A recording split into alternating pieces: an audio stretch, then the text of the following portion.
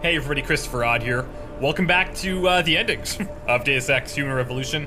I am going to test them out and see what they're like. Keep in mind that I've played a pretty non-lethal playthrough, so these may be slightly different if you've done a lot of lethality or kind of went a middle ground, I think. So, let's start with this one. Send Sarif's message. If you do this, the focus of hatred may shift to those responsible for unleashing biological warfare, leaving corporations free to experiment with human evolution. Are you sure this is your choice? Totally. So be it then. Sarif was right about one thing. It's in our nature to want to rise above our limits. Think about it. We were cold, so we harnessed fire. We were weak, so we invented tools. Every time we met an obstacle, we used creativity and ingenuity to overcome it. The cycle is inevitable. But will the outcome always be good?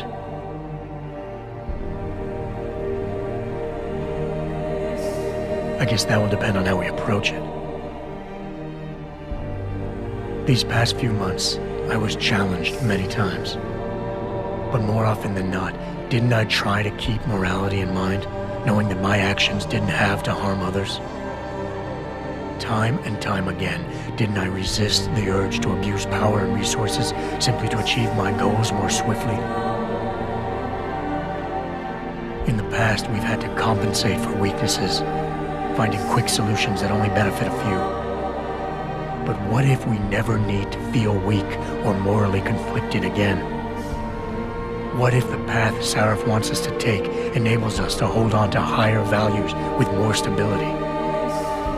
One thing is obvious.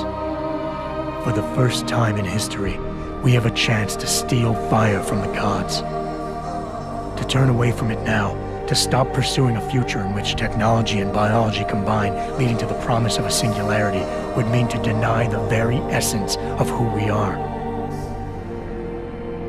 No doubt the road to get there will be bumpy, hurting some people along the way. But won't achieving the dream be worth it?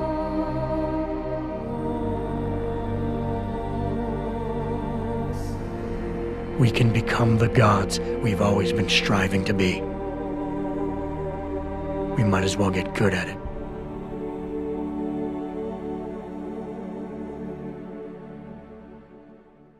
Whoa, that's pretty nutty, actually. Okay, and this is the second ending.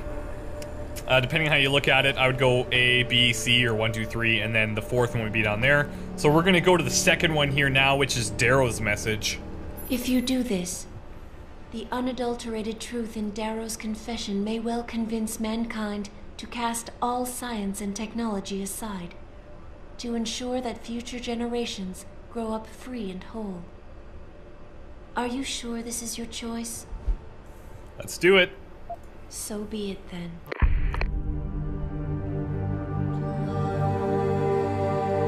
Albert Einstein said, technological progress is like an axe in the hands of a pathological criminal. Took me a while, but I finally see his point.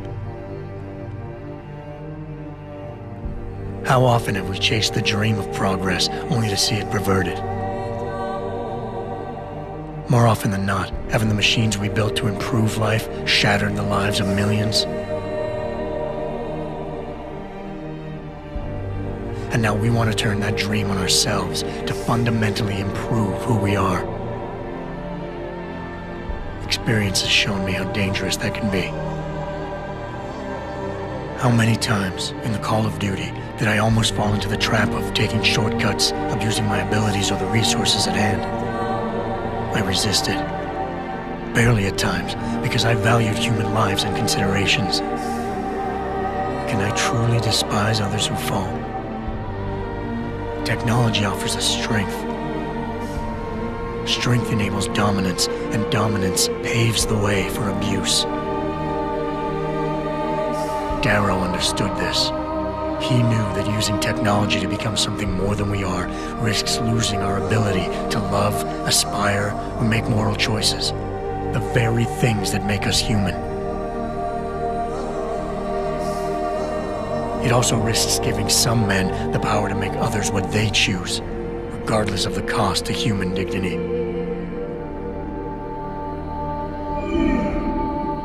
The suffering Darrow inflicted is not the end of the world.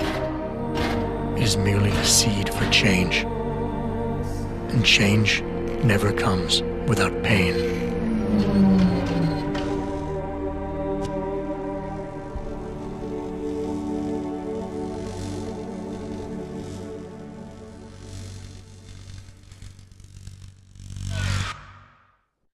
And last but not least, we have the third one, which is Taggart's message. And we will play through this one, see what he thinks. And once again, thanks for watching all of the endings to Deus Ex Human Revolution.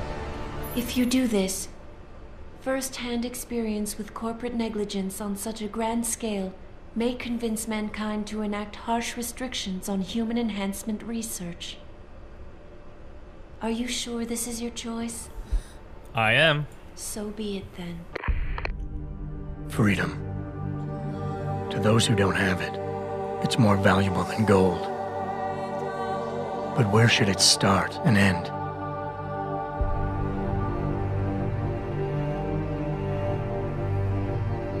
We humans often think we have the right to expand, absorb, convert, or possess anything we need to reach our dreams. But time and time again, hasn't this led to conflicts with others who essentially believe the same thing? Looking back on the challenges I faced, at the way I often resolve them, I realize morality can become our saving grace. Most of the time, didn't I try to keep my values in mind, knowing how my actions would affect others?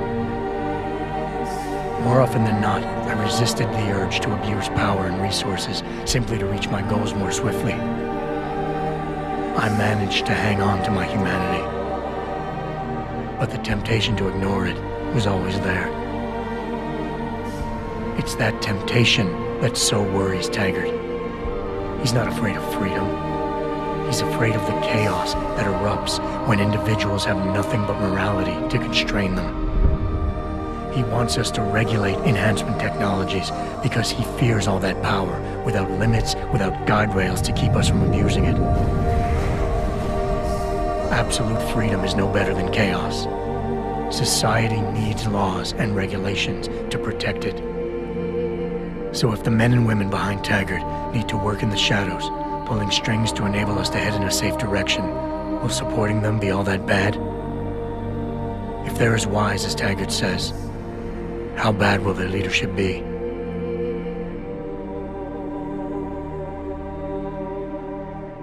I just hope they stand by what they say.